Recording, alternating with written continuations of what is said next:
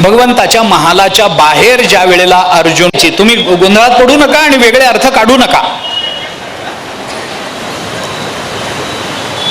वेळ गेली पण अर्जुनाला वाटलं झालं गेलं संपलं, पण देवाच्या दारात आलोय, संपलं तर संपलं, दर्शन तरी घेऊन जाऊ ना, देवाच्या चरणावर डोकं तरी ठेवू, देव तर गेला पण चरण तरी आपलेत ना, डोकं ठेवून जाऊ. अर्जुन आत आला, सेवकाला विचारलं भगवान कुठे? म्हणे महालात आहे. अजून कोण आहे? म्हणे दुर्योधन महाराज बसलेत. अर्जुन म्हणाला संपलं. काय काय बोलणं चालू आहे? सेवकाने सांगितलं बोलणं काही चालू नाही. का? म्हणे अजून भगवान झोपेतून उठले नाहीत. झोपले. अर्जुनाला थोडी आशा, आशेचा किरण अर्जुनाच्या लक्षात. अर्जुन म्हणाला चला बरं झालं, अजून भगवान झोपेतून उठले नाहीत म्हणजे अजून आमंत्रण दिलं नसेल ना, चला ठीक आहे. अर्जुन लगबगीनं भगवंताच्या महालात गेला. बघतो तर भगवान डोक्यावर पांघरून घेऊन झोपलेले. पलंगाच्या उशाला एक खुर्ची आहे आणि पायाला एक खुर्ची आहे. उशाच्या खुर्चीकडे दुर्योधन बसलेला, पायाकडची खुर्ची रिकामी होती. अर्जुनाला बरं वाटलं, पायाजवळ आपली जागा आहे, ती रिकामी आहे, हरकत नाही, चला बरे संकेत आहेत, चांगले संकेत मिळाले. दुर्योधन उशाला बसलाय. दुष्ट बहुतेक देवाच्या डोक्यावर बसायचा प्रयत्न करत असतो, भक्त पायाची अपेक्षा करतो. अर्जुनाला बरं वाटलं. अर्जुन आपल्या खुर्चीत जाऊन पायाजवळ बसला. दोघेही वाट बघत बसले, आता भगवान कधी उठतात. बर काय असतं, जो झोपलेला असतो ना तो उठण्याची शक्यता असते, जो झोपेचं नाटकच करत असतो त्याच्या उठण्याची शक्यता नसते. भगवान झोपले होते, दोघेही वाट बघत बसले. बर मानसशास्त्र इतकं विचित्र आहे ना माणसाचं. एखाद्या माणसाकडे आपलं काही काम असलं आणि आपण त्याच्याकडे गेलो आणि तो जर झोपलेला असला आणि आपलं काम होणं फार आपल्याला आवश्यक आहे, माणूस झोपलेल्या माणसाच्या जवळ बसून शांत बसत नाही त्याची झोप होईपर्यंत. तो तिथं बसून खोकला काढेल, तो तिथं बसून शिंकेल, तो खाकरेल, खोकेल. तिथं तांब्या भांड ठेवलं असेल तर पाणी पिण्याच्या निमित्तानं ते भांड ठळ करून जमिनीवर आपटेल, जेणेकरून याची झोप मोडली पाहिजे आणि हा उठला पाहिजे. सगळं करून झालं, भगवान काय उठेना. काय करावं, कसे उठणार? हात लावून उठवावं का, कसं उठवावं? त्याचे नियम आहे, धर्मशास्त्रांनी त्याचे नियम दिले. कुणाला कसं उठवावं याचे नियम आहे. आपल्यापेक्षा वयाने जो लहान असतो त्याला उठवताना त्याच्या मस्तकाचं अवग्रहण करावं आणि त्याच्या डोक्यावरून हात फिरवून त्याला उठवावं. आणि आपल्यापेक्षा अधिकारानं वयानं मोठं असणाऱ्या व्यक्तींना उठवायचं असेल तर त्यांच्या पायाला स्पर्श करावा आणि त्यांचे तळवे दाबण्याचा प्रयत्न करून त्यांना उठवावं, असे संकेत आहे. भागवतामध्ये रुक्मिणी मातेचं पत्र घेऊन सुदैव ब्राह्मण जेव्हा भगवंताकडे गेले आणि सुदैवानं भगवंतांना रुक्मिणीचं पत्र दिलं, ते पत्र भगवंतांनी वाचलं, त्या पत्राचं उत्तर द्यायचंय. सुदैवाला त्यांनी सांगितलं तुम्ही लांबून प्रवास करून थकून आलाय, तुम्ही झोपा, मी तोपर्यंत पत्राचं उत्तर लिहितो आणि घेऊन जा. दरबार संपला, सगळे निघून गेले आणि भगवंताला त्या पत्रातून रुक्मिणी मातेच्या ज्या भावना कळाल्या होत्या त्याच्यातून सुदैवाकडून अजून काही जाणून घ्यावं या उद्देशानं ज्या खोलीमध्ये सुदैव थांबले होते, झोपले होते, तिथं भगवान गेले. सुदैव ब्राह्मण झोपले होते, भगवान त्यांच्या पायाजवळ बसले आणि त्यांच्या पायाला स्पर्श करून भगवंतांनी सुदैवाला उठवल्याचं वर्णन भागवताच्या टीकेमधून येतं. लहान मुलाला उठवायचंय, हाका माराव्या, तू मूर्खच आहेस, तुला उठतच नाहीस, आळशीच आहेस, असं शिव्या देऊन त्याला उठवू नये. त्याच्या मस्तकाचं अवग्रहण करावं, त्याचं आयुष्य वाढतं असं म्हटलंय शास्त्राने. त्याच्या टाळूचा वास घ्यावा, त्याच्या डोक्यावरून हात फिरवावा आणि अत्यंत मृदू आवाजामध्ये त्याला उठवावं. आता आई स्वयंपाकघरातून त्याला उठवते, किती मृदू आवाज असेल, आवाज आधी म्हणजे किती मृदू असेल, आधीच तो उठत नाही याची चीड आहे, त्याच्यात अंतर जास्त आहे. असं नाही. काय करावं? अर्जुनाने भगवंताच्या पायाला हात लावला आणि त्या स्पर्शानं भगवंताला कळालं की माझा अर्जुन आलाय. गंमत अशी झाली होती की दुर्योधन येण्याच्या पूर्वीच भगवान उठून बसलेले होते. दुर्योधन येण्याच्या पूर्वीच भगवान उठले होते, उठून बसले होते. आणि भगवान उठून बसले आणि सेवकांनी बातमी आणली की दुर्योधन महाराज आले. आणि भगवंताला वाटलं उठल्या उठल्या दुष्टाचं दर्शन कशाला, पुन्हा झोपलेलं बरं. पुन्हा पांघरून घेऊन झोपले. भगवंताला माहिती आहे अर्जुन येणार, दुर्योधनाला म्हणजे त्याच्याही आमंत्रण येणार. मग काय करा, झोपून राहा अर्जुन येईपर्यंत. मग अर्जुन येऊन बसला. भगवंताला कळलं. आता प्रश्न असा आहे, किती गंमत असते बघा. म्हणजे भाविक लोक कसा कसा भाव काढतात कथेतून. भक्ताच्या अंतःकरणामध्ये काय होतं माहितीये का, भगवत चरित्राचं ज्या वेळेला मनुष्य चिंतन करतो ना, तेव्हा चिंतन करणारा मनुष्य आपल्या भूमिकेवरून आणि आपल्या पातळीवरून त्या चरित्राची स्वजीवनाशी संगती लावण्याचा प्रयत्न करत असतो. भगवान मोठेत हे सगळ्यांनाच माहिती आहे, पण त्यांच्या चरित्रातल्या कथा सांगत असताना, त्यांच्या चरित्रातल्या काही गोष्टी बघत असताना, त्याच्यातल्या भावाभिव्यक्तीचं चिंतन अनुसंधान ठेवत असताना मनुष्य स्वजीवनाच्या आणि स्वविचाराच्या पातळीवरून त्याची संगती लावत असतो. भगवान झोपलेले, अर्जुन आला, बसला. भगवंताला कसं कळलं अर्जुन आला, आता उठलं पाहिजे म्हणून? एका भक्ताने असं सांगितलं की अर्जुन आला हे भगवंताला कसं कळालं? म्हणे भगवान डोक्यावरून जे पांघरुण घेऊन झोपले होते ना, त्या पांघरुणाला एक भोक होतं आणि त्या भोकातून एका डोळ्याने भगवंताने खाली बघितलं, अरे अर्जुन दिसतो, उठा. हे कसं आहे? कारण आपल्या घरातल्या पांघरुणांना भोक पडतो, भगवंताच्या नाही ना.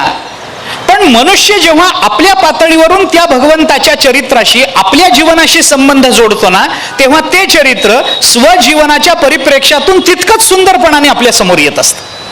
कारण ते भगवंताचं चरित्र आहे, ते कधी वाईट असूच शकत नाही. भगवान उठले. बरं, गंमत काय असते, मनुष्य जेव्हा झोपेतून जेव्हा झोपेतून जागा होतो तेव्हा जाग आल्याबरोबर असा काटकोनात उठून बसतो का? नाही. पहिल्यांदा आळस देईल, इकडं तिकडं बघेल, जांभया देईल, हात वर करेल, कंबर मोडेल, काहीतरी करेल की नाही. उठल्याबरोबर आपण जाग आली उठून बसलो असं होत नाही. जाग आल्यावर मनुष्य इकडे बघेल, इकडे बघेल.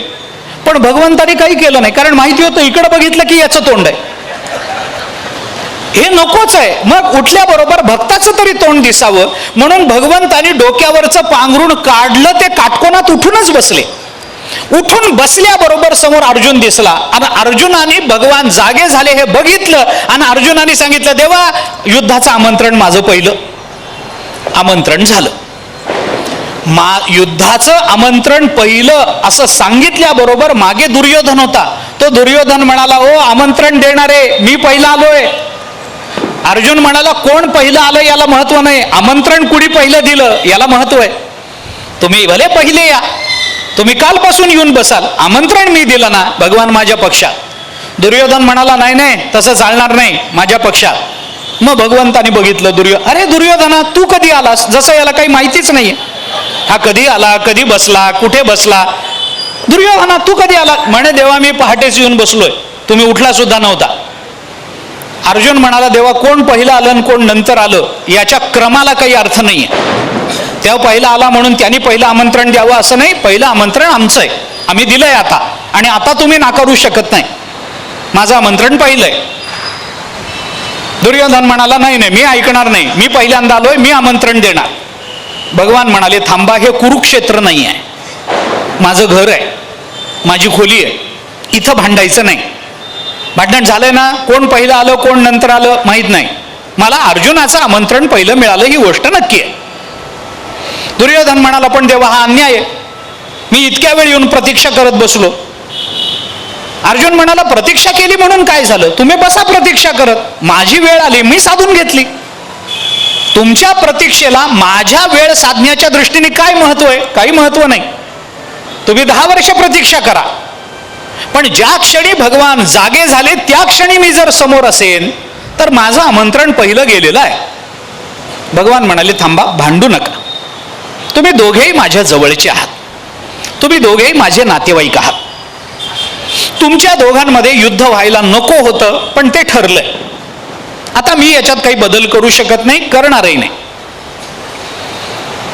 तुम्ही दोघेही माझे आहात, माझ्या जवळचे आहात. कुणी जिंकावं कुणी हारावं याचा निर्णय मी करू शकत नाही, पण तुमच्या दोघांचं भांडण मला नकोय. मग तुम्ही दोघंही आमंत्रण द्यायला आलात ना, मला दोघांकडूनही लढणं शक्य नाही. मग आपण विभाग करू. काय करायचं? एका बाजूला माझी सशस्त्र नारायणी सेना लढेल, पण त्यात मी नसेल, आणि दुसऱ्या बाजूला मी असेन पण मी लढणार नाही, मी हातामध्ये शस्त्र धारण करणार नाही. मग काय कराल? काही नाही, शस्त्र वगैरे धारण करणार नाही, पण त्या वेळेला जर काही अडचण आली आणि मला काही सल्ला विचारला तर मी काही गोष्टी सांगेन. बाबा नाही असं नाही, न धरी शस्त्र करी मी, गोष्टी सांगेन युक्तीच्या 4 गोष्टी मी तुम्हाला सांगेन. बाकी मी काही युद्ध वगैरे करणार नाही. माझ्या सामर्थ्याचा तुम्हाला उपयोग होणार नाही, माझ्या सेनेच्या सामर्थ्याचा तुम्हाला उपयोग होईल, पण मी नाही. 2 विभाग मी करतो. एका बाजूला माझी नारायणी सेना आहे आणि दुसऱ्या बाजूला निशस्त्र मी आहे. कुणाला काय घ्यायचंय ते बघा. धर्मशास्त्राचा नियम असा आहे, ज्या वेळेला 2 भावांच्या वाटण्या करायच्या असतात त्यावेळेला त्या वाटण्या कशा कराव्यात या संबंधानं नियम आहे. काय नियम करायचा? तो जो विभाग करायचा असतो तो मोठ्या भावाने करावा, आणि त्यातला कोणता विभाग आपण निवडायचा याचा पहिला अधिकार सगळ्यात धाकट्या भावाला, असा धर्मशास्त्राचा नियम आहे. विभाग करण्याचा अधिकार मोठ्याला असतो आणि केलेल्या विभागाची निवड करण्याचा अधिकार सगळ्यात धाकट्या. मधल्याला काहीच नसतं कधीच, तो मध्येच असतो नुसताच. त्याला विभागही करता येत नाही तर निवडता येत नाही, पण दुसरा क्रमांक त्याला आहे. धाकट्याने जे निवडून घेतलं त्याच्यानंतर उरलेले जे 2 असतात त्याच्यात कोणतं निवडायचं? मधल्याला, आणि मग शेवटचा अधिकार मोठ्याला. कारण का? कुणावर अन्याय होऊ नये ही त्याच्यातली बाब आहे.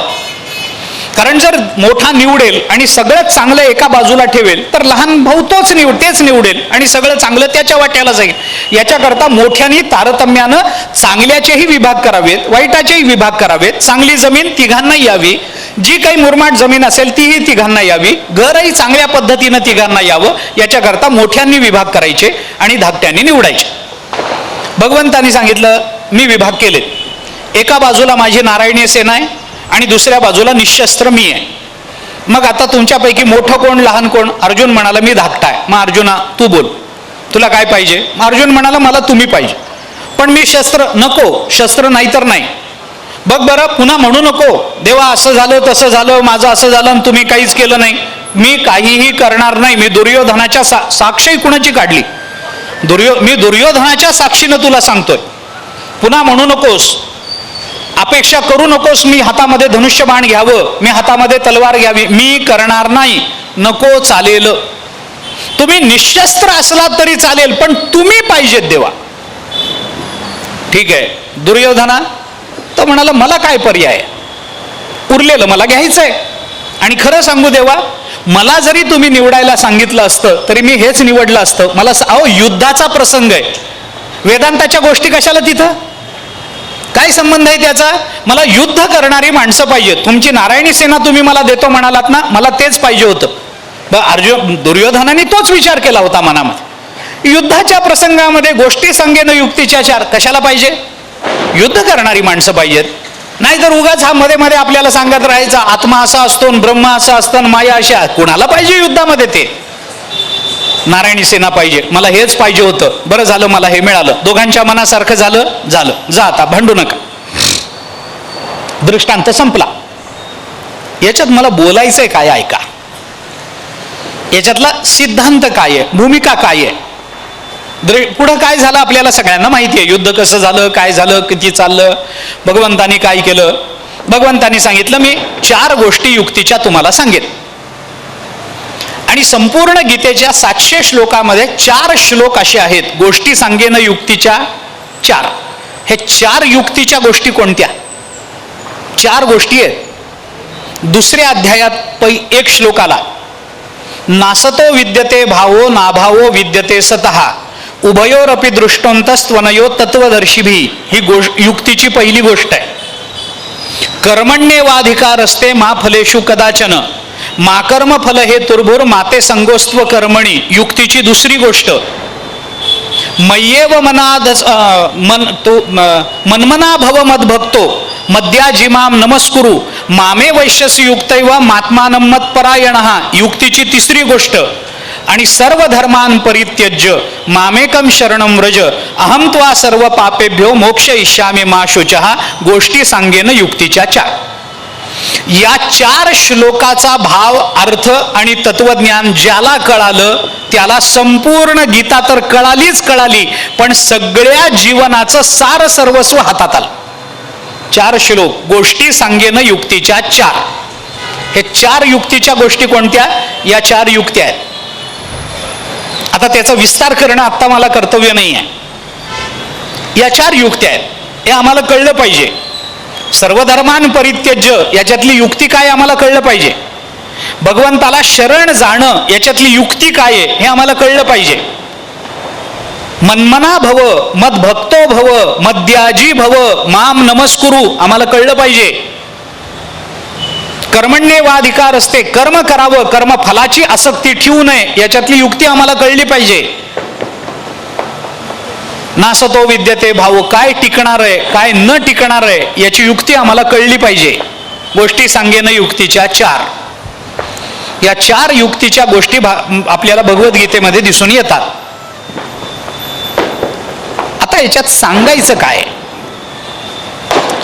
काय, यत्र योगेश्वर कृष्णो यत्र पार्थो धनुर्धरः. ही जोड का, याचं उत्तर देतोय मी आपल्याला. कर्तृत्व आणि कृपेचा संबंध याच्यामध्ये कुठे येतो तो विचार करायचा आहे.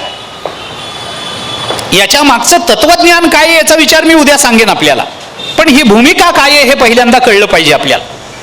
आपण समजून घेऊया. मी युद्ध करणार नाही, शस्त्र धारण करणार नाही, पण मी युक्तीच्या 4 गोष्टी सांगेन. आणि ज्याला युक्तीच्या गोष्टी माहिती नाही आहेत असा जो अज्ञानी आहे, ज्याला जीवनाची धन्यता कशात आहे हे ज्याला कळत नाहीये, पण ज्याच्या ठिकाणी फार मोठा पुरुषार्थ आहे, ज्याच्या ठिकाणी फार मोठं सामर्थ्य आहे, ज्याने आपल्या प्रयत्नाची पराकाष्ठा करून धनुर्विद्येमध्ये नैपुण्य संपादन केलेलं आहे, ज्याच्या ठिकाणी गुरुच्या संबंधानं अत्यंत स्नेहपूर्ण आणि अत्यंत समर्पित भाव आहे, अभ्यासामध्ये ज्यांनी कधीही आळस केलेला नाही आहे असा अर्जुन, पण ज्याला युक्तीच्या गोष्टी माहिती नाही आहेत, ज्याच्या ठिकाणी विचाराचा अभाव आहे, तो दुसऱ्या बाजूला आहे, पण त्याच्या हातामध्ये धनुष्यबाण आहे, त्याच्या हातामध्ये धनुष्यबाण आहे, तो धनुर्धारी आहे. आणि जो दुसरा आहे तो धनुर्धारी नाही आहे, तो योगेश्वर आहे. याचा अर्थ काय आहे? मी 4 युक्तीच्या गोष्टी सांगेन, याच्यामध्ये मी तुला ज्ञान देईन, आणि दुसरा जो आहे त्याच्याकडे ज्ञान नाही आहे, पण त्याच्या ठिकाणी हातामध्ये धनुष्यबाण असल्यामुळे, तो धनुर्धारी असल्यामुळे त्याच्या ठिकाणी कर्तृत्व आहे, त्याच्या ठिकाणी कर्म आहे, आणि याच्या ठिकाणी ज्ञान आहे. या 2 गोष्टी एकत्रित आल्याशिवाय श्री विजय भूती नीती एकत्रित येत नाहीत. हे म्हणण्यात तात्पर्य असं आहे की नुसत्या कर्मानं कुणालाही विजय मिळवता येत नाही. कर्माला नेहमी ज्ञानाचं अधिष्ठान असलं पाहिजे. म्हणून एका बाजूला यत्र योगेश्वर कृष्णो हे ज्ञानाचं प्रतीक आहे आणि दुसऱ्या बाजूला यत्र पार्थो धनुर्धरा हे कृतीचं प्रतीक आहे. हे ज्ञान आणि कृती हे दोन जेव्हा एकत्रित येतील तिथे श्री तत्र श्री विजयो भूती नीती ध्रुवा नीतिर्मतिर्मम या 4 गोष्टी नांदतात असा त्याच्यातला सिद्धांत आहे. आपण सिद्धांत लक्षात घ्या. सांगण्याचं तात्पर्य काय? भगवान श्रीकृष्ण म्हणजे कोण? ते धनुर्धारी आहेत म्हणून त्यांना योगेश्वर असं म्हटलं. योगेश्वर म्हणजे योगाचा ईश्वर, षष्ठी तत्पुरुष समास होतो. योगाचा ईश्वर. मग योग म्हणजे काय याचा विचार नंतर करा. योग हा तेज हा बल हा पौरुष हा. योग शब्दाचे अनेक अर्थ आपल्याला केलेले दिसून येतात. विद्या, राज्य, धन, धान्य, पुत्र, पौत्रादी अभ्युदयानाम घटना तेषाम ईश्वर योगेश्वर अशी योगेश्वर शब्दाची व्याख्या सांगितली जाते. शंकरानंदी टीकेत आली. आता याचा विचार केला तर काय? योग म्हणजे काय आहे? योग म्हणजे पुरुषार्थता आहे. योग म्हणजे तेज आहे. योग म्हणजे बल आहे. हे बल कोणतं? हे शारीरिक बल नाही आहे, हे बौद्धिक बल आहे. बौद्धिक बल. कारण शारीरिक बल आहे पण बौद्धिक बल नसेल तर त्या शारीरिक बलाला आपल्याला काही वापरता येत नाही. बल हे नेहमी जड असतं, ते चेतनाच्या आधाराने राहत असतं, पण त्याला विचाराची जोड दिल्याशिवाय त्या चेतनाला त्या बलाच्या आधाराने आत्मकल्याण साधता येत नसतं. बैल आहे, बैल. बैलाच्या ठिकाणी बल आहे की नाही? गाडीमध्ये किती ओझं टाका, बैल ओढून नेतो. बल आहे की नाही? आहे. पण त्या बैलाच्या ठिकाणी विचार नसल्यामुळे त्याच्या ठिकाणी असणाऱ्या बलाचा वापर जो विचार करतो तो शेतकरी करून घेतो, पण बैल कधी आपल्या बलाचा वापर करत नाही. असे अनेक बैल. मी फक्त बल आहे पण वापर तो स्वतः करत नाही. का करत नाही? कारण बलाला योगाची जोड नाही आहे, बलाला विद्येची जोड नाही आहे, बलाला ज्ञानाची जोड नाही आहे. धनुर्धारी अर्जुन हे बलाचं प्रतीक आहे आणि योगेश्वर कृष्ण हे विद्येचं आणि ज्ञानाचं प्रतीक आहे. नुसतं बल काय करेल? काही करू शकत नाही. भागवतामध्ये वर्णन आहे, मृत्युर्बुद्धिमता पोयो यावद बुद्धी बलोदयम यद्यसौ न निवर्तेत न अपराधोस्ति देहिनः. दशमस्कंदात आलेला विचार.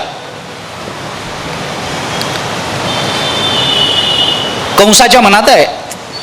ज्यावेळेला ते आकाशवाणी झाली आणि तू ज्यांचं सारथ्य करतोयस त्यांचा 8वा मुलगा तुला मारणार आहे हे आकाशवाणीनं सांगितलं, त्यावेळेला तो कंस देवकीला धरून मारण्याचा प्रयत्न करतो.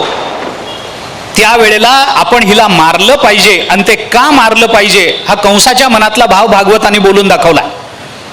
मृत्युर्बुद्धिमता पोह्यो यावद बुद्धी बलोदयम. जोपर्यंत आपल्या ठिकाणी शारीरिक आणि बौद्धिक बल आहे तोपर्यंत माणसाने मृत्युर्बुद्धिमता पोह्यो बुद्धिमान माणसाने आपल्या मृत्यूचा अपोय करावा, आपल्या मृत्यूला दूर करण्याचा प्रयत्न करावा.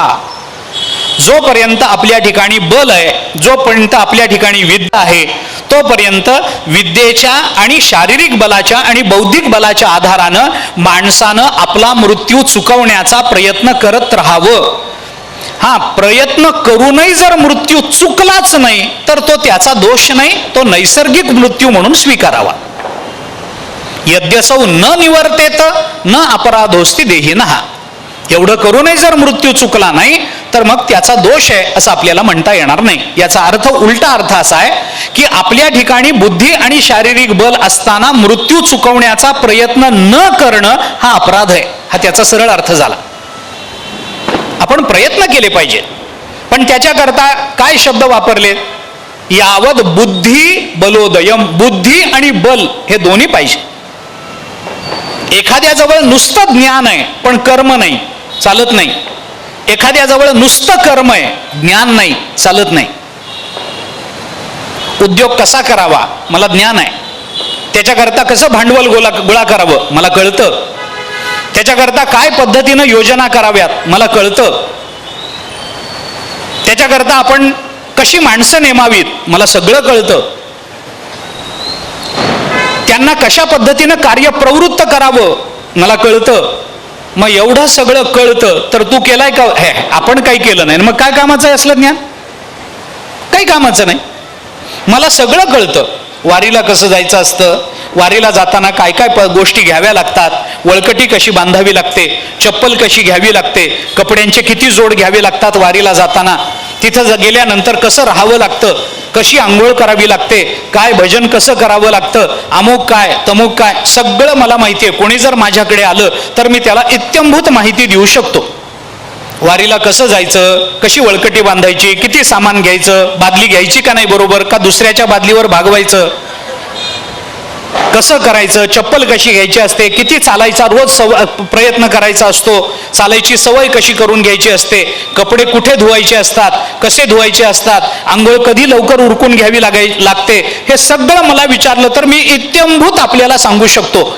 पण एवढं सगळं ऐकून झाल्यावर तुम्ही जर मला विचारलं, अहो वारीची इतकी माहिती आहे तुम्हाला, तुम्ही किती वारीला मी गेलो नाही, मग काय करायचं असलं ज्ञान?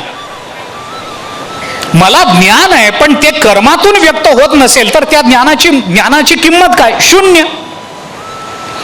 ज्या ज्ञानाला कर्मातून व्यक्त होणं माहिती नाही ते ज्ञान कामाचं नाही. आणि जे कर्म ज्ञानाच्या आधारावर व्यक्त होत नाही ते कर्म म्हणजे गाढव कष्ट आहेत. काय उपयोग आहे त्याचा? गाढवही कष्ट करतं पण कधी त्याला काही कळत नाही.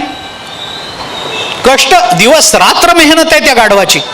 अविश्रांत वहेत भारम, चाणक्य नीतीमध्ये चाणक्यांनी सांगितलंय गाढवाचं वर्णन करता. अविश्रांत मेहनत करतं गाढव, पण त्याला काय कळतं? काही कळत नाही. काही कळत नाही. कसं वागावं, काय काय काय काही माहित नाही. ज्ञान नाहीच म्हणून तर गाढव म्हणतात त्याला. ज्ञान नसणाऱ्याचं प्रतीक झालंय ते गाढव म्हणजे. आता त्या पंचतंत्रामध्ये गोष्ट आहे, मिठाचा व्यापार करणारा एक मिठारी, त्याच्याकडे एक गाढव होतं. त्या गाढवाच्या पाठीवर मिठाच्या गोण्या टाकून तो आठवडी बाजाराला दर आठवड्याला कुठेतरी विकायला जायचं. आता आठवडी बाजार असतात ना गावातले, सोमवारी या गावात, मंगळवारी त्या, गुरुवारी त्या गावात, शनिवारी त्या गावात. मग त्या गावामध्ये तो मीठ विकायला जायचा. गाढवाच्या पाठीवर मिठाचे पोते लादायचे आणि त्या गावाला जायचं. एके दिवशी एका गावाला जाता जाता एका ओढ्यातून जाण्याचा प्रसंग आला. मिठाच्या गोण्या पाठीवर लादलेल्या. तो पुढे निघाला. गाढव चालतंय आणि चालता चालता त्या ओढ्याचा, नदीचा अंदाज आला नाही. गाढवाचा पाय एकदम एका खड्ड्यामध्ये गेला आणि ते गाढव पाठीवरच्या मिठाच्या गोण्यासकट, पोत्यासकट पाण्यात पडलं. धाडकन आवाज झाला. त्यांनी बघितलं, धावाधाव केली. जेवढे आता ते प्रवाही पाण्यामध्ये मीठ पडलं म्हणजे काय टिकून राहील काय? ते ओलं झालं, बरचसं मीठ वाहून गेलं त्याच्यातलं. त्या माणसाने गाढवाला धरून उभं केलं. मिठाचे पोते पुन्हा उचलले, गाढवाच्या पाठीवर लादले. पुन्हा पुढचा प्रवास सुरू झाला. आणि गाढवाच्या लक्षात आलं की आपण पाण्यात पडल्यामुळे बरचसं ओझं कमी झालंय. त्याच्या लक्षात आलं आता हे चांगलं कारण आपल्याला मिळालं. मग पुन्हा दुसऱ्या तिसऱ्या दिवशी नदीतून जाण्याचा प्रसंग आला की ते गाढव मुद्दाम पडायला लागलं. ओझं कमी झालं की गाढवाला बरं वाटायला लागलं. गाढवाचा हा शहाणपणा मालकाच्या लक्षात आला. मुद्दाम करताना मग एके दिवशी त्यांनी काय केलं, एका आठवडी बाजाराला जाताना मिठाच्या ऐवजी कापूस गाढवाच्या पाठीवर लादला. कापसाची 2 पोती ठेवली. प्रवासाला निघताना गाढवाने विचार केला. गाढवही विचार करतात बरं, असं समजू नका तुम्ही. त्या गाढवाने विचार केला. कापसाची पोती अंगावर लादली. गाढवाने विचार केला, आत्ताच इतकं कमी आहे ओझं, पाण्यात पडल्यावर किती कमी होईल? बरं झालं, निघालं. पाण्यातून जाण्याचा प्रसंग आला. मुद्दाम ते गाढव पाण्यामध्ये पडलं आणि पडलं की सगळा कापूस भिजला आणि भिजलेल्या कापसाचं जे वजन वाढलं त्या वजनाच्या खाली दडपून ते गाढव मरून गेलं. दृष्टांत संपला. आपल्याला गाढवाच्या जगण्याशी काही कर्तव्य नाहीये. कशा करता मी आपल्याला सांगितलं, गाढवाच्या पाठीवर ओझं आहे, ओझं वाहणं हे त्याला माहिती आहे, पण पांढरं मीठ आहे का कापूस आहे हा विचार करण्याची बुद्धी त्याच्याजवळ नाही ना. म्हणून तुकाराम महाराजांनी गाढवाची उपमा दिली, कारे दास होसी संसाराचा खर, दुःखाचे डोंगर भोगावया. म्हणून तुकोबाराय हे बोलतात, अरे संसाराचं एवढं ओझं वाहतोस गाढवासारखं, कारे दास होसी संसाराचा. खर खर शब्दाचा अर्थ आहे गाढव. अरे संसाराचा दास होतोस, दुःखाचे डोंगर भोगतोस, पाठीवर घेऊन निघतोस. संसाराचं ओझं कशात आहे हे तुला कळत नाही का? गाढवाच्या पाठीवर तुम्ही कापूस लादा, मीठ लादा नाही, काजू बेदाणे लादा, पण आपल्या पाठीवर काजू आहेत म्हणून मान वाकडी करून 4 काजू खावेत असं गाढवाला कधी वाटणार नाही. त्याला तेवढी बुद्धीच नाहीये. बल असतं, कर्म असतं, पण कर्माला जर विद्येची ज्ञानाची जोड दिली नाही तर ते कर्म आंधळं होतं ना. ते कर्म आंधळ, ज्ञानोबरांनी त्याला आंधळं कर्म म्हटलंय. आपण विचार करू त्याचं पुढे. ज्ञानोबरांनी त्याचं चिंतन केलंय. का बोलतो मी आपल्याला? एका बाजूला अर्जुनाच्या रूपानं कर्तृत्व उभं आहे आणि दुसऱ्या बाजूनं भगवंताच्या रूपानं विद्या उभी आहे, ज्ञान उभं आहे. नुसतं ज्ञान कर्मातून व्यक्त होत नसेल तर उपयोगाचं नाही. उपयोगाचं नाही. माते नेणोनी भजन ते वायाची गा आने आन, म्हणून कर्माचे डोळे ज्ञान ते निर्दोष होवावे. ज्ञानोबरांची भाषा आहे. ज्ञानोबा हे बोलून दाखवतात, हेतू कारण मिळे उठीजे कर्म आंधळे, शास्त्राचे लाहे डोळे ते न्याय मणिपे. ज्ञानोबरांची भाषा. पुष्कळ आपल्याला वर्णनही करता येतील. भगवंताच्या रूपानं ज्ञान आहे. भगवान म्हणतात मी कर्म नाही करणार, हातात शस्त्र नाही घेणार, पण मी ज्ञानाच्या रूपानं उभा राहीन. आणि अर्जुन म्हणतो आपल्याकडे ज्ञान नाही, पण आपण हातामध्ये धनुष्यबाण घेऊन उभे आहेत, कारण मी कर्म करणार आहे. नुसतंच कर्म करणारा अर्जुन जर भगवान नसते तर युद्ध सुरूही झालं नसतं आणि पांडवांना त्याचा काही लाभही झाला नसता. हातात आलेलं सगळं गेलं असतं. आणि भगवान एकटेच कुरुक्षेत्रावर ज्ञान देत फिरले असते आणि त्यांचं कुणी ऐकूनच घेतलं नसतं तरी सुद्धा या युद्धाचा निर्णय चांगला लागला नसता. राज्य मिळून सुद्धा अर्जुनाच्या अंतःकरणामध्ये, धर्मराज युधिष्ठिराच्या अंतःकरणामध्ये आपण आपल्याच नातेवाईकांना मारलं, हा सल मरेपर्यंत टिकून राहिला असता. कर्माला विचाराची जोड देता आली पाहिजे, हा त्याच्यातला अर्थ आहे. कर्माला विचाराची जोड देता आली. आपण कर्म करतोच म्हणून आपल्याला महाभारतातली एक म्हण माहिती आहे, पण ती अर्धी माहिती आहे आपल्याला, तेवढाच विचार करा. मला आता त्याबद्दल फारसं बोलायचंही नाहीये, पण महाभारताने हे बोलून दाखवलंय आपल्याला. यह क्रियावान स पंडित. पंडित कोण आहे? जो क्रियावान आहे तो पंडित आहे. जो ज्ञानवान आहे तो पंडित नाही आहे. जो क्रियावान आहे तो पंडित आहे. महाभारताने बोलून दाखवायचं काय कारण आहे? काय कारण आहे? पंडित आहे म्हणल्यानंतर आपण म्हणतो हा त्यांना ज्ञान आहे. नाही नाही, ज्ञान असणारा पंडित नाही. ज्ञानाच्या अधिकरणावर जो क्रिया करून दाखवतो तो पंडित आहे. तो पंडित आहे.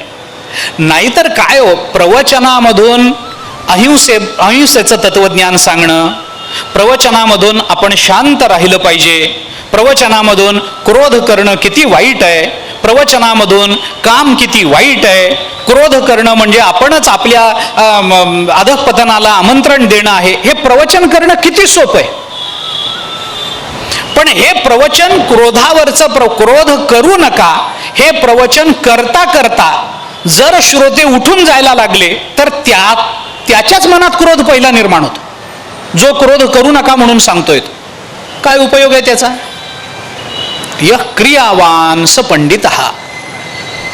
एका बाजूला पौरुष आहे आणि दुसऱ्या बाजूला ज्ञान आहे. यत्र योगेश्वर कृष्ण हे ज्ञान, यत्र पार्थो धनुर्धर हे पौरुष. आणि पौरुष आणि ज्ञान जेव्हा एका अधिकरणावर येऊन जातं तत्र श्री विजयो भूती नीती ध्रुवा नीती, श्री विजयो भूती ध्रुवा नीतिर्मतिर्मम. तिथं श्री विजय भूती नीती ध्रुव रूपानं नांदतात असं संजयाचं बोलणं आहे. हा सिद्धांत झाला या श्लोकाच्या मागचा. हा सिद्धांत झाला. आपल्याला विचार काय करायचा आहे? आपल्याला विचार करायचा आहे हा दोन गोष्टींचा, एक कर्तृत्व आणि दुसरी कृपा. मी ज्ञानाचा विचार जरी आता बोलून दाखवत असलो तरी मला यायचंय कृपेकडे. अर्जुन कर्तृत्व संपन्न आहे. कर्तृत्व हे असं अचानक निर्माण होत नाही. कर्तृत्वाकरता काल द्यावा लागतो, कर्तृत्वाकरता प्रयत्न करावे लागतात, कर्तृत्वाकरता अभ्यास करावा लागतो, कर्तृत्वाकरता समर्पण लागत असतं, कर्तृत्वाकरता आपल्या वेळेचा, आपल्या देहाचा, बाकीचा विचार न करता झटावं लागतं, कर्तृत्वाकरता अथक परिश्रम करण्याची तयारी असावी लागते, कर्तृत्व सिद्ध होण्याकरता अनेक गोष्टी लागत असतात. तसंच ज्ञान प्राप्त होण्याकरता सुद्धा समर्पण लागत असतं. ज्ञान प्राप्त होण्याकरता बुद्धीला सूक्ष्म करावं लागत असतं. ज्ञान प्राप्त होण्याकरता तिथेही प्रयत्न करावे लागतात. ज्ञानप्राप्ती करता तिथेही अभ्यास लागत असतो. या सगळ्या गोष्टी एकत्रित येणं फार दुर्लभ गोष्ट आहे. म्हणून फक्त विजय तिथं नाहीये, फक्त श्री तिथं नाहीये, चारही गोष्टी तिथं आहे. नुसत्या कर्तृत्वानं श्री मिळवता येईल की नाही? येईल, येईल ना, येणार नाही असं मी म्हणतच नाही. लोकांना हे अवघड वाटतं, काय तुम्ही अध्यात्म करता, कर्म हाच देव आहे. ज्ञानोबरांनी सांगितलं, त्याच्यात नवल काय? तया सर्वात्मका ईश्वरा स्वकर्म कुसुमांची वीरा पूजा केली होय अपारा तोषा लागी. आहेच आहे की, आहेच आहे ना.